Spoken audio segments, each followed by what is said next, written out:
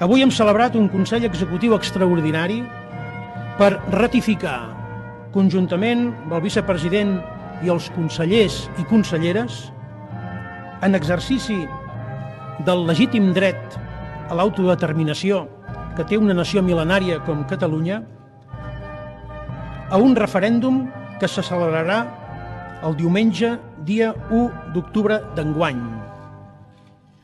Amb la pregunta: voleu que Catalunya sigui un estat independent en forma de república?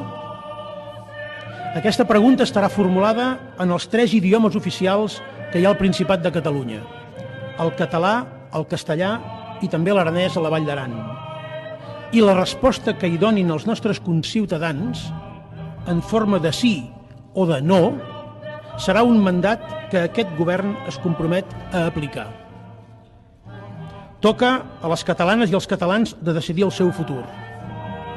És a les seves mans i a les de tots nosaltres de fer-ho possible, de demostrar que la democràcia ens uneix per damunt de les legítimes i saludables discrepàncies que caracteritzen tota societat madura i convivencial, que sap prendre les decisions per ella mateixa i que sap respectar totes les opcions de resposta a la pregunta formulada, totes exactament igual de legítimes i de vàlides.